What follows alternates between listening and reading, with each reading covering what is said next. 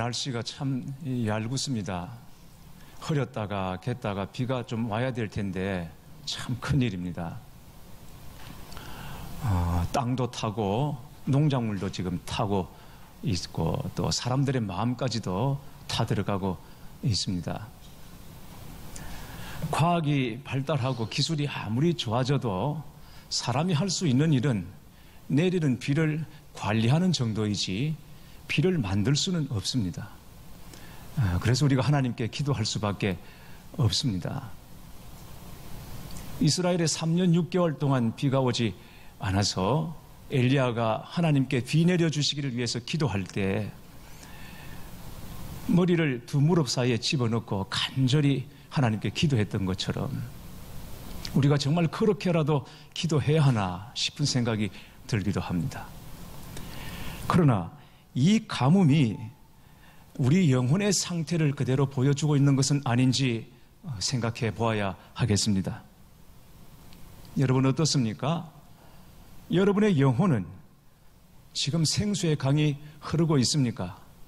은혜의 강으로 촉촉히 젖어 있습니까? 아니면 메마르고 바닥이 드러나고 갈라져 있는 상태입니까? 그렇다면 이 메마른 대지 위에 비 내려주시기를 위해서 기도할 뿐 아니라 우리의 심령에도 우리의 영혼에도 은혜의 단비 내려주시기를 기도해야 되지 않겠습니까? 오늘 본문은 야곱이 애굽의 바로를 만나는 장면입니다.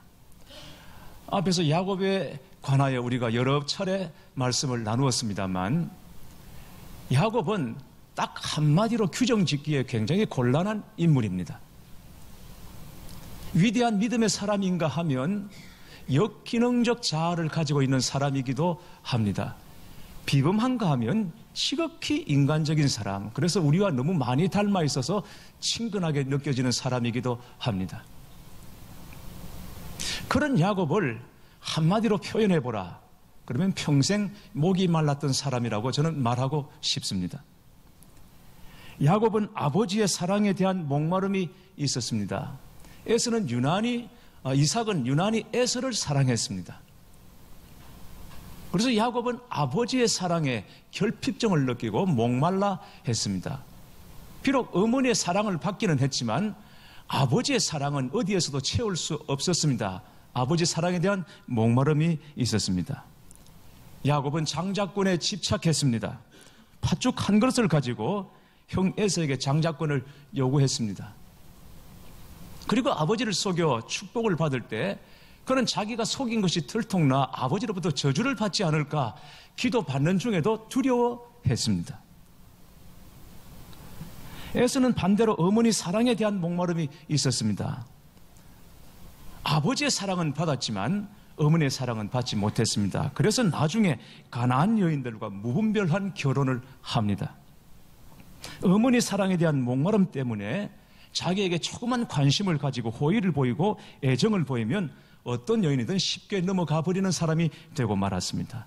이게 나중에 부모의 근심거리가 됩니다. 부모와의 관계에서 정상적인 사랑을 받지 못하면 아무하거나 결혼함으로 인해서 한평생 후회하고 고통스러워하는 사람들이 너무 많습니다.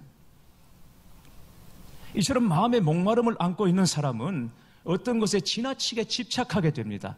돈에 집착하고 성공에 집착하고 사람의 인정이나 칭찬에 집착하고 사람 자체에 집착하게 됩니다. 그것을 얻기 위해서 모든 것을 다 버리고 잃고 파괴하고 맙니다. 그러나 그것을 얻었다고 해서 인생의 목마름이 해결되는 것은 아닙니다. 야곱은 형 에서를 피해서 밧단 아람으로 도망가던 중에 들판에서 하나님을 만납니다. 지금까지는 아버지, 어머니를 통해서 만난 하나님이라면 그 밧단 아람 들판에서 베델에서 하나님을 처음 그는 자기 하나님으로 경험하게 됩니다. 하나님께서 너무나 놀라운 사랑으로 야곱을 찾아와 주십니다. 야곱의 마음에 있는 아버지 사랑이 결핍이 치유되는 순간이기도 합니다.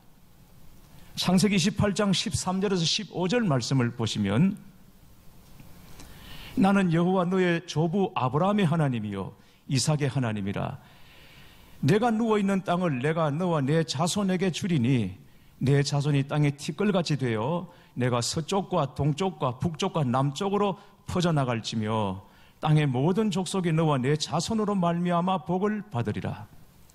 내가 너와 함께 있어 네가 어디로 가든지 너를 지키며 너를 이끌어 이 땅으로 돌아오게 할지라.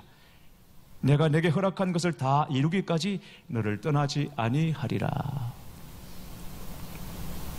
하나님께서 야곱을 찾아오셔서 이 축복을 주시고 약속해 주셨습니다. 야곱이 뭘 잘했다고? 아무것도 잘한 것이 없습니다. 아버지 속이고 형 속에서 도망가는 처지입니다. 그런데도 하나님께서 친히 찾아오셔서 내가 끝까지 너와 함께 할 것이고 다시 돌아오게 할 것이고 너를 지켜주리라 약속하셨습니다. 잘한 것이 아무것도 없습니다. 무조건적인 하나님의 사랑입니다. 하나님의 이 무조건적인 사랑을 받았음에도 불구하고 야곱은 그 사랑을 받아서 누리지를 못합니다. 하나님께서 무조건적으로 사랑을 주셨음에도 불구하고 야곱은 그 사랑 앞에 자기 조건을 내겁니다. 창세기 28장 20절에서 22절 말씀 보면 야곱이 서원하여 이르되 하나님이 나와 함께 계셔서 내가 가는 이 길에서 나를 지키시고 먹을 떡과 입을 옷을 주시어 내가 평안히 아버지 집으로 돌아가게 하시오면 여호와께서 나의 하나님이 되실 것이요. 자기가 하나님이라고 그래서 하나님이 되는 겁니까? 그런데 감히 이런 말을 지금 하고 있는 것입니다. 내가 기둥으로 세운 이 돌이 하나님의 집이 될 것이요 하나님께서 내게 주신 모든 것에서 10분의 1을 내가 반드시 하나님께 드리겠나이다. 자기 마음속에 해결되지 않은 상처가 있으니까 무조건적으로 부어주신 하나님의 그 사랑을 온전히 받아 누리지 못하고 오히려 자기의 조건을 말하고 있는 것입니다. 야곱은 라헬을 사랑했습니다. 더 특별히 사랑했습니다. 사실은 사랑이라기보다는 집착이라고 말할 수 있겠습니다. 그래서 라헬이 행복했는지 모르겠습니다. 지나친 이 편애는 요셉과 베냐민에게도 이어져서 자녀들에게 또 다른 불행의 씨앗을 만들고 맙니다. 자기도 편애의 피해자면서 자녀들을 편애한 것입니다. 야곱의 자녀들을 보십시오. 하나같이 문제가 다 많은 사람들이었습니다. 왜 그랬습니까? 편애했던 아버지 때문입니다. 이렇게 마음의 상처가 치유되지 않으면 상처가 그대로 다음 때까지 이어지게 되는 것입니다. 자기 안에 있는 욕구나 목마름을 다른 사람을 통해서 해결하려고 찾으려고 하면 결국 한계를 느끼고 상대방을 너무나 괴롭게 하고 힘들게 할 수 있습니다. 야곱의 모든 인간관계가 다 그렇습니다. 외삼촌 라반과도 끝이 안 좋았습니다. 아주 끝이 안 좋게 20년 동안 그 집에 살았습니다. 그리고 부를 축적했습니다. 그러나 헤어질 때는 아주 안 좋게 헤어졌습니다. 재물에 대한 욕심이 너무 많았습니다. 외삼촌을 속여서 외삼촌의 재물을 거의 다 자기 것으로 만들었습니다. 그리고 형을 만날 때 그 재산을 지키기 위해서 차례대로 순차적으로 보내는 야곱을 여러분 기억하시지요? 그리고 그 밤 야복강에서 하나님의 사자와 씨름하기까지 야곱은 일평생 스스로 자신을 괴롭힌 인생을 살았던 사람입니다. 야곱은 말할 것입니다. 자꾸 사람들이 내 앞에서 태클을 걸고 나를 힘들게 한다고. 그러나 돌아보면 그 누구도 아니라 스스로가 자기의 인생을 괴롭히며 살았던 인생이 바로 야곱이었습니다. 그랬던 야곱이 오늘 본문에서 참으로 믿음의 대가다운 모습으로 서 있는 것을 볼 수 있습니다. 야곱이 바로 앞에 서 있는 이 모습을 보면 정말 영적인 권위와 인생의 품격이 느껴질 정도입니다. 바로가 야곱을 만나서 나이를 묻습니다. 그러자 야곱이 대답합니다. 9절에 야곱이 바로에게 아뢰되 내 나그네 길의 세월이 130년이니이다. 내 나이가 얼마 못 되니 우리 조상의 나그네 길의 연조에 미치지 못하나 험악한 세월을 보냈나이다. 그랬습니다. 야곱은 자기 나이가 130이라고 그랬습니다. 자기 조상들에 미치지 못한다 그랬습니다. 아브라함이 175세까지 살았고 이삭이 180세를 살았으니까 거기 미치지 못하죠. 이후로도 17년을 더 사니까 147세까지 살았습니다. 그러니까 할아버지, 아버지에는 미치지 못합니다. 그럼에도 불구하고 자기 인생은 정말 파란만장했다 이겁니다. 험악한 세월을 보냈다고 말합니다. 험악한 세월을 살았다. 이것이 바로 야곱이 자기 인생을 한마디로 요약하고 있는 말인 것입니다. 정말 그랬습니다. 그는 정말 험악한 인생을 살았습니다. 형을 피해서 밧단 아람으로 도망을 갔고 다시 돌아오긴 했지만 계속되는 방랑의 삶이었습니다. 그 와중에 외동딸 디나가 강간을 당했습니다.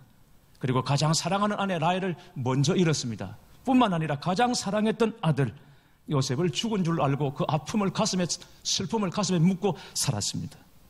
그리고 이제 마지막 방랑지가 될지도 모르는 이 애굽에 와 있는 것입니다.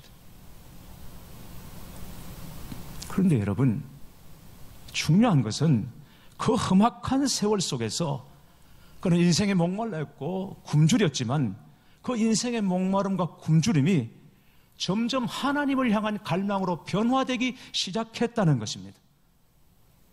스스로 채우려고 갈망했고 스스로 채우려고 목말라 했었는데 그 인생의 목마름과 갈망이 점점 하나님을 향한 갈망으로 변화되면서 그 인생의 아픔과 고통이 치유되고 회복되기 시작하더라는 것입니다. 순간순간마다 고비고비마다 만났던 그 하나님의 경험이 다윗을 새롭게 만들어내고 다윗을 새롭게 회복시키고 다윗을 치유하고 야곱을 치유하고 있더라는 것입니다. 베델 들판에서 야복강에서 세겜 땅에서 그리고 요셉을 다시 만나는 이 모든 과정을 통해서 하나님께서 야곱을 만지시고 그 인생의 목마름이 해갈이 되고 그리고 치유되고 회복되는 역사를 이루어내 주시더라는 것입니다. 여러분 말씀을 보십시오. 인생의 고난을 말하고 있습니다. 바로 앞에서 내 나그네 인생 130년이지만 정말 험악했습니다 라고 말하는 이 야곱, 그의 입으로는 고난을 말하고 있지만 그 고난 속에 숨어 있는 것이 있습니다. 새로운 단어가 있습니다. 그게 무엇입니까? 바로 하나님의 은혜라는 것입니다. 내가 참으로 험악한 세월을 살았지만 오늘 내가 바로 앞에 서 있는 것은 오직 하나님의 은혜입니다. 이런 뜻입니다. 하나님의 은혜가 야곱을 바로 앞에 서게 했습니다. 뿐만 아니라 바로 앞에 섰을 뿐 아니라 바로를 축복하는 자로 서게 했다는 것입니다. 야곱은 바로를 만날 때 그리고 바로를 떠나올 때 두 번 축복을 합니다. 7절 10절 말씀을 보시면 요셉이 자기 아버지 야곱을 인도하여 바로 앞에 서게 하니 야곱이 바로에게 축복하며 7절입니다. 10절에 야곱이 바로에게 축복하고 그 앞에서 나오니라. 나그네에 불과합니다. 나그네에 불과한 야곱이 당대 최고의 권력자인 바로를 축복합니다. 기근의 양식을 구하기 위해서 애굽으로 내려왔습니다.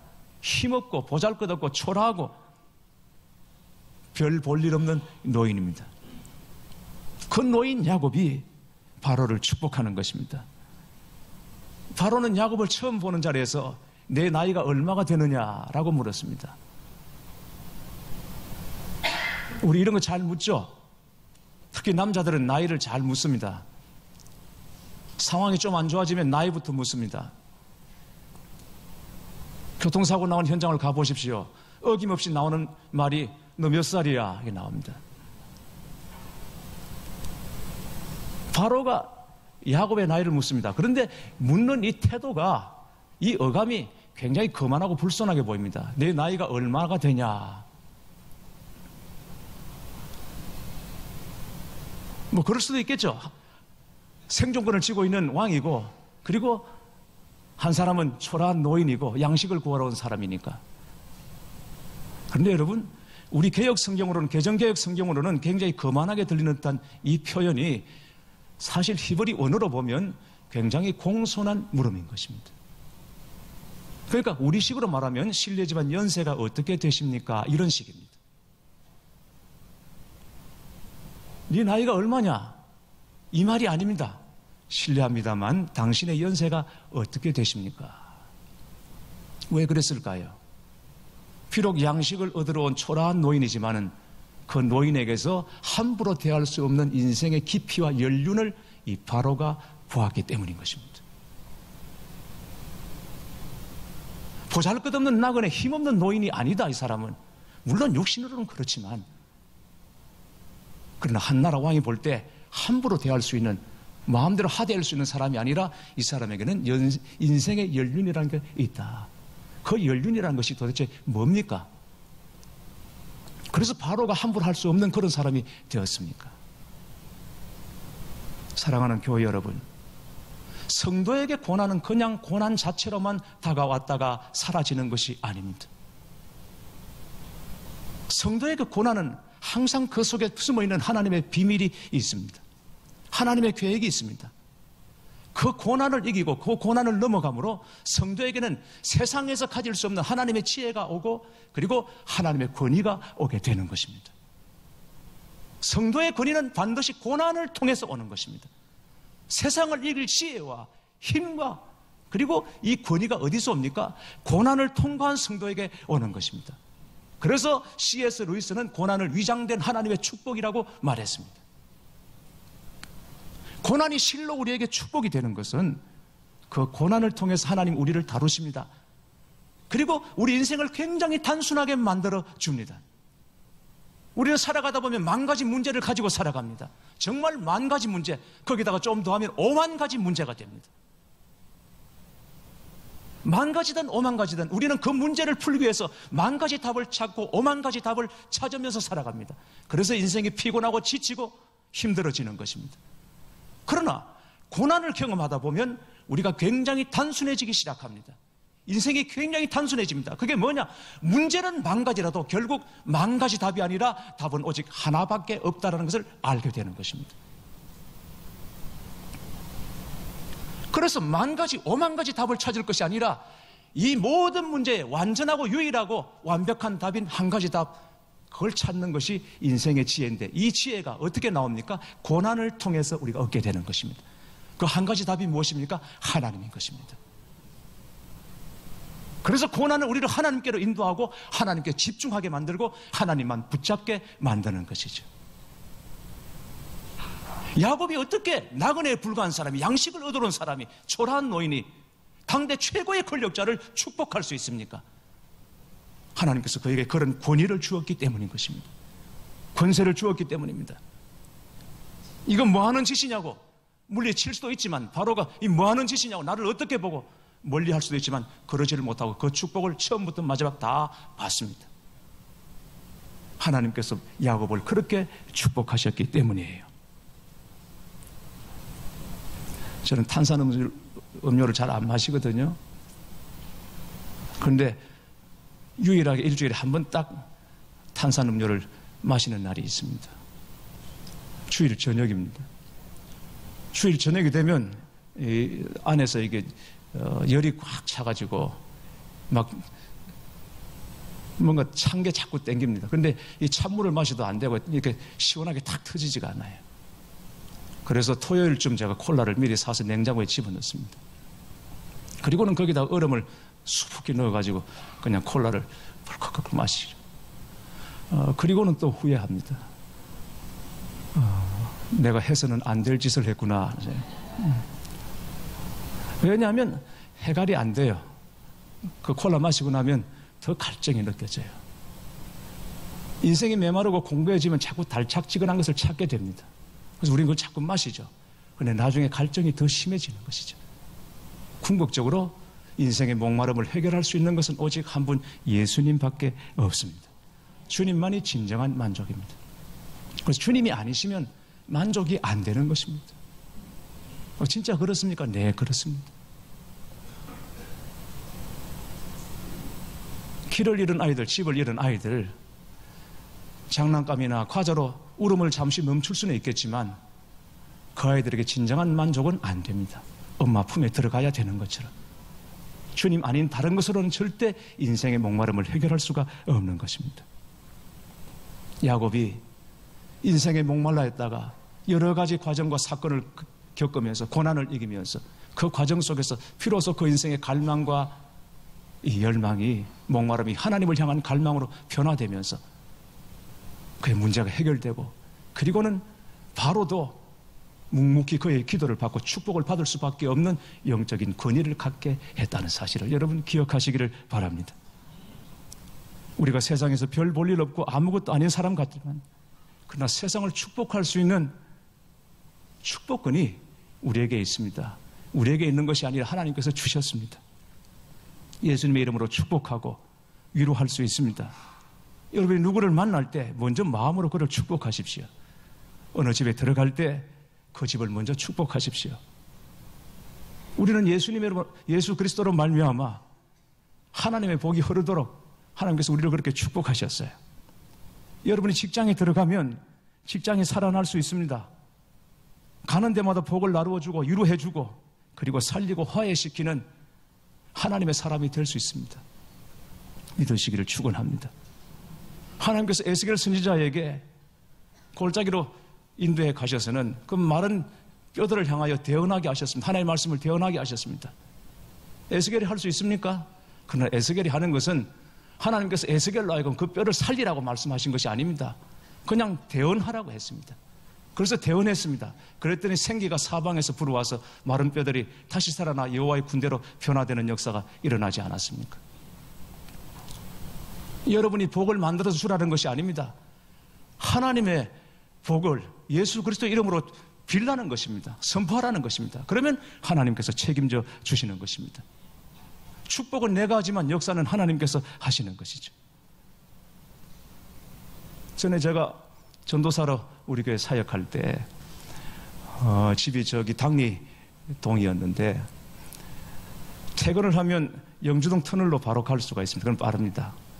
근데 매일 퇴근할 때 영주동 터널로 가지 않고 대청고개로 넘어서 집을 갔습니다. 왜 그렇게 했냐면 그 대청공으로 넘어가면서 대청공은 그 높은 곳에서 부산을 축복했습니다. 동서남북을 향해서 제가 선포하고 축복했습니다. 먼저 저 대신동 쪽을 향해서, 저기 자갈치 쪽을 향해서, 이 북항 쪽을 향해서, 이쪽 서면 쪽을 향해서 손을 들어 축복해서, 뭐 간혹 저를 이상하게 보는 사람도 있었지만 어쨌든 그때는 그런 시선에 개의치 않고 축복할 마음이 제 속에 있었어요. 그래서 양사방을 향해서, 동서남북을 향해서 부산을 축복했습니다. 그리고 돌아가면 제 마음에 푸듯하고 얼마나 기쁜지, 마치 부산이 다 제 품 안에 있는 것 같은 그런 기쁨이 있었습니다. 그렇게 해서 다시 부산으로 오게 됐는지도 모르죠. 교회 여러분, 여러분이 주 안에서 고난을 겪으시고 어려움을 당하시고 인생의 질고를 겪으시고 만약 그러셨다면 그게 하나도 의미 없고 쓸데없는 것이 아니라 그 안에서 하나님께서 여러분을 축복의 사람으로 만들기 위해서 그러셨다는 것을 믿으시고 예수 그리스도 이름 붙잡고 여러분 축복하십시오. 자녀들을 축복하십시오. 왜 걱정만 하고 있습니까? 복을 빌어줄 수 있는데 왜 걱정하십니까? 여러분의 직장, 내일 이제 오늘 주일 보내고 들어가게 되겠습니다만 이 지긋지긋한 직장, 이 빌어먹을 직장, 그러고 들어가지 마시고 여러분의 직장을 축복하시면서 들어가십시오. 이 직장이 복이 있을지어다 하고 들어가십시오. 여러분 가정에 들어갈 때 이 집구석에 내가 또 들어가야 되나 그러지 마시고 이 집이 복이 있을지어다. 그리고 들어가시면 가정천국이 이루어지는 줄 믿습니다. 여러분 그렇게 믿으시고 축복하십시오. 여러분이 만나고 있는 경험하고 있는 모든 상황을 향하여 축복하십시오. 예수님의 이름으로 대언하십시오. 하나님 믿고 대언하십시오. 하나님께서 여러분이 축복하시는 대로 역사해 주시는 것입니다. 믿음으로 하면. 우리에게 그런 능력이 없는 것이 아니라 사실은 믿음이 없기 때문이죠. 믿고 붙잡고 기도하시길 바랍니다. 교회 여러분, 오늘 무엇에 목마르고 갈급해 하시고 무엇에 굶주려 있습니까? 여러분의 목마름과 굶주림과 그 갈급함을 하나님을 향한 갈망으로 바꾸어 보시기를 바랍니다. 하나님께로 조정하시고 주님을 의지하시고 붙잡으시기를 바랍니다. 그러면 하나님 우리의 모든 문제, 질고, 고난을 변하여 영적인 지혜와 권위가 되게 하시고 능히 세상을 축복하는 사람으로 우리를 다시 세워주실 줄 믿습니다. 이 은혜가 여러분과 함께 하시기를 축원합니다.